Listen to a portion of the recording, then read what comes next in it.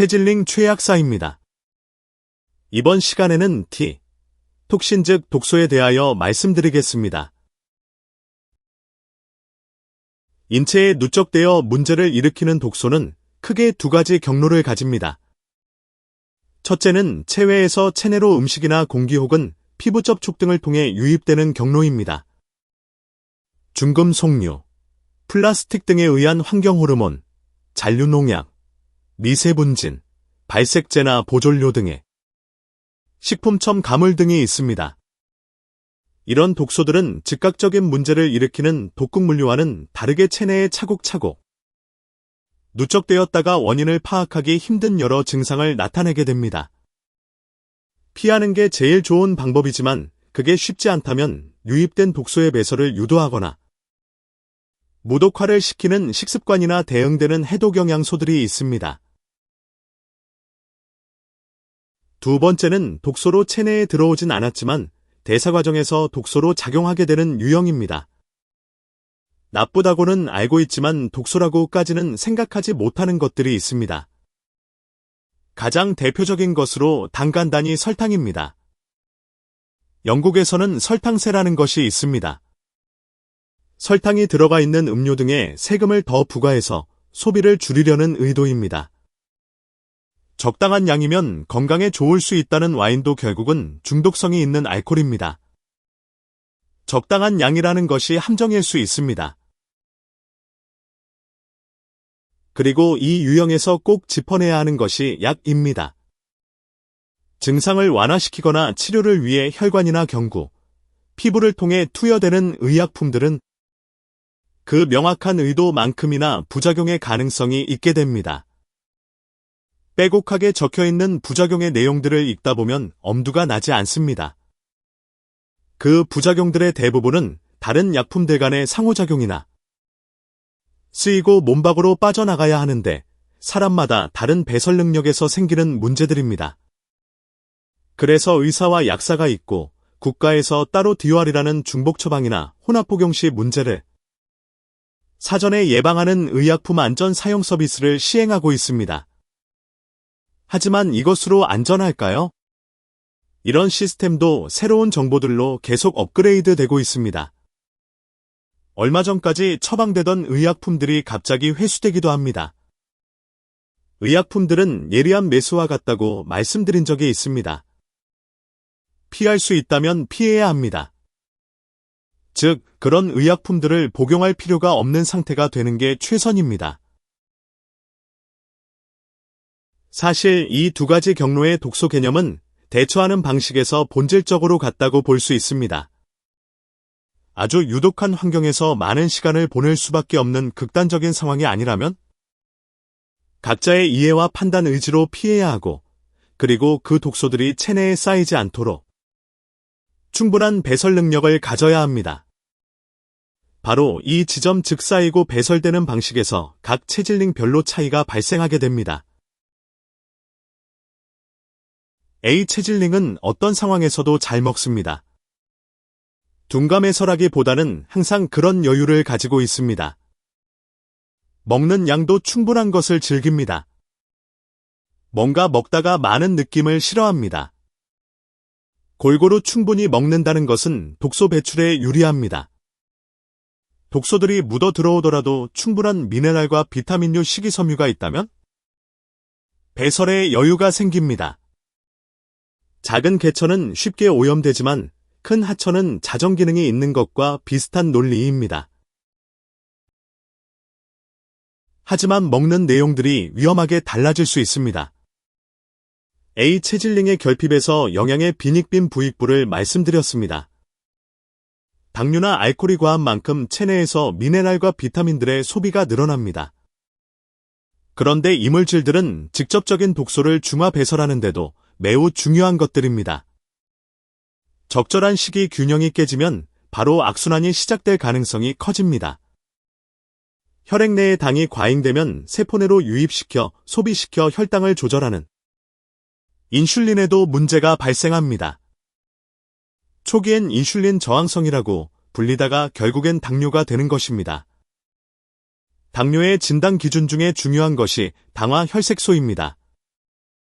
혈색소 즉 적혈구에 당이 붙어서 그 원래 기능을 떨어뜨리는 것입니다. 또한 혈액 내 당을 줄이기 위해 지방으로 합성해서 체내에 저장하게 되는데 간에 붙이면 지방간, 배에 붙으면 내장지방이 됩니다.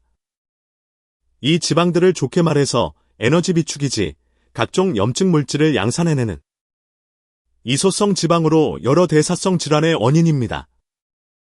그리고 느긋한 성격의 H질링은 어느 정도 이상의 증세를 느끼기 전까지 이런 상태를 방치하기 쉽습니다. B체질링에 있어 독소는 드라마틱한 증상의 발현이 특징입니다. A체질링은 증상에 둔감하거나 있어도 무시하는 경향이 강하고 C체질링은 민감해서 조금만 이상해도 그때 대처하게 됩니다. B체질링은 항진되어 몰입해 있는 경우 호르몬의 힘으로 염증이나 통증이 발현이 억제되었다가 상황이 지나면서 극심한 피로를 느끼는 빈도가 높습니다. 이때 급하게 채우기 위해 폭식을 하거나 아예 입맛을 잃어버리는 극과 극의 케이스들이 있는데 이런 상황이 반복되면 독소의 유입이나 배출에 악영향을 미칩니다. 일단 입에 닳거나 자극적인 음식에 치중하고 배출에 필요한 영양소들이 줄어듭니다. 또한 비체질링의 특성상 바람직하지 않은 환경에서도 몰입된 상태가 되어 특정 독소에 긴 시간 노출될 가능성이 커지게 됩니다. 한번 주변을 둘러보고 자신의 상태도 체크해야 하는데 그럴 여유를 가지기 힘든 게 비체질링입니다. 여러 가지 독소들도 문제지만 한 가지 독소가 과도하게 축적되었을 때 훨씬 치명적입니다. 이런 반복으로 빠르게 축적된 독소는 체력이 극도로 고갈된 상태에서 피부나 위장관 신경계 근골격계 쪽으로 갑작스런 심한 가려움이나 어지러움 복통 관절염 등의 증상을 유발하게 됩니다. 그리고 이런 증상들은 활동적인 비체질링에게 큰 스트레스가 됩니다. C체질링은 일반적인 독소에 매우 민감합니다. 일단 입이나 위장관, 호흡기에서 바로 반응이 나타납니다. 소량의 이 물질이나 독소로도 토하거나 재채기를 하거나 복통 설사가 유발됩니다. 처음에 말씀드렸듯이 독소는 피하는 게 최선입니다.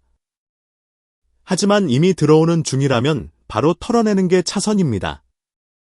C체질링은 빠르게 반응해야 합니다. 이미 들어온 독소를 해독 배설하기 위한 막대한 에너지도 문제지만 적은 양으로도 다른 체질링에 비해 그 독성이 심하게 발현될 수 있기 때문입니다. 그래서 한번 경험했거나 낌새가 이상하다 싶으면 기억하고 주도면밀하게 피합니다. 미각이나 후각으로 느껴지거나 정보를 통해 인지할 수 있는 독소들은 C체질링이 충분히 피해 나갈 수 있지만 아주 어려운 것들도 있습니다.